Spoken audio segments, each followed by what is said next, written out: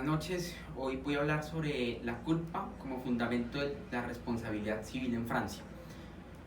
En el texto propuesto por el docente, el autor hace referencia a la culpa y a la importancia del contexto histórico que la culpa ha tenido en el ordenamiento civil francés. Primero hace un análisis de un contexto histórico de cuál ha sido la responsabilidad en Francia y que por ende ha sido importada a los países latinoamericanos, como es el caso del ordenamiento civil colombiano. En este análisis distingue que existe una responsabilidad subjetiva y una responsabilidad objetiva. La responsabilidad subjetiva, que es la que nos interesa en este caso, es la que analiza la culpa como un factor para la imputabilidad o no del individuo. Esta culpa subjetiva, esta responsabilidad subjetiva tiene como eje fundamental el estudio de la culpa. El autor nos señala que en el estudio de la culpa hay dos corrientes o dos doctrinas, la doctrina clásica y la doctrina moderna. En cuanto a la doctrina clásica, el autor señala que los doctrinantes clásicos franceses realizaban o establecían un análisis en donde señalaban que la culpa concretamente estaba relacionada con dos factores. El primero, la ilicitud del hecho dañoso, y la segunda, la imputabilidad del individuo.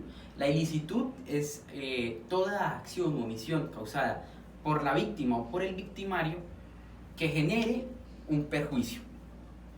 Es decir, toda transgresión a una norma positivizada, a una norma jurídica que genera un perjuicio. Eso se debe entender como ilicitud. Y como imputabilidad es la facultad o la capacidad que tiene ese aparato que llamamos Estado, a través, por supuesto, del órgano judicial, de imputar al individuo, de inculpar al individuo por la responsabilidad o por la culpa que ha cometido. Entonces, en la doctrina clásica se analizaba, por ejemplo, que un demente era inimputable, o que un menor, lo que llamaríamos un menor impúber, o una persona que como tal no tiene consentimiento ni discernimiento entre lo bueno y lo malo, pues sería una persona inimputable. Por ende, no podríamos hablar de responsabilidad ni de culpa en una persona que es inimputable. Posteriormente, en el Tribunal Civil de Casación en Francia, según lo que analiza el autor en el texto, se adopta una doctrina que se describe como la doctrina moderna de la culpa.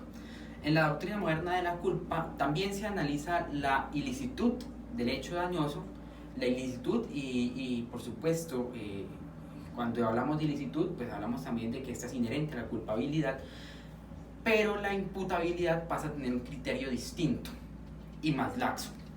¿Ello qué quiere decir? Ello quiere decir que para la Corte, una persona, por ejemplo un ciego, un inválido, un adulto mayor o una persona que consideraríamos como disminuida física o mentalmente, también puede tener unos rasgos de culpabilidad.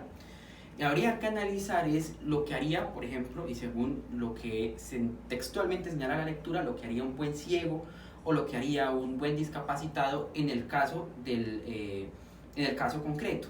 ¿Ello qué quiere decir? Que si un ciego, por su ineptitud o bueno, muchas veces hasta con dolo, causa un hecho dañoso,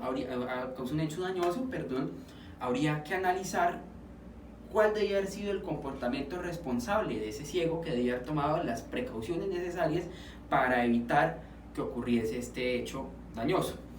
Eso básicamente lo que hace es que estas personas que en principio se consideraban como inimputables, ahora puedan tener ese factor de imputabilidad, es decir, que tendrían, en teoría, la capacidad de responder por su culpa. Finalmente, el autor realiza un análisis de la imputabilidad en el derecho francés y establece una comparación en el derecho latinoamericano.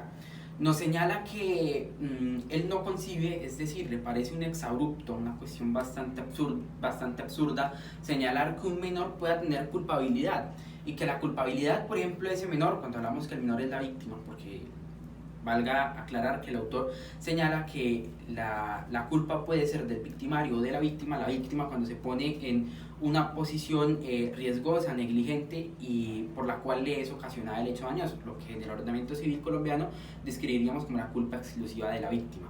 Posteriormente a esto, el autor pues realiza una crítica al ordenamiento civil, a las decisiones de la Corte de Casación francesa, señalando que no coincide y le parece absurdo cómo estas personas pueden tener algún grado de culpa.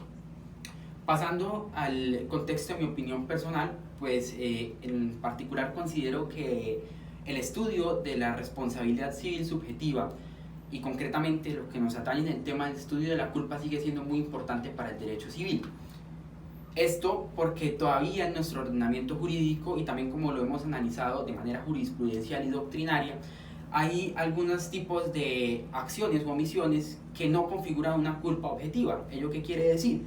Que hay algunas acciones que generan un hecho dañoso que deben ser analizadas a través de la culpa y de la teoría del riesgo y no la responsabilidad objetiva, que lo que quiere decir es que quien cometa un hecho dañoso debe resarcir el daño. Considero también, y como bien también se plasma en la lectura, que nuestro derecho civil, pues así como la mayor parte de esta rama del derecho en Latinoamérica se surte o toma sus bases del derecho civil francés. Nuestro código civil es una copia de la codificación francesa del siglo XIX y de la codificación chilena, que a su vez también tiene bastante similitudes y también fue importada desde Francia. Entonces ello quiere decir que es importante realizar estas comparaciones, realizar estos análisis más bien del derecho comparado para entender cuáles son las nociones de nuestro ordenamiento jurídico y para poder establecer cuáles serían los principios generales del derecho y cuál podría establecerse como una doctrina para eminentemente nutrir la jurisprudencia y las normas positivizadas en nuestro país en el caso concreto. Muchas gracias.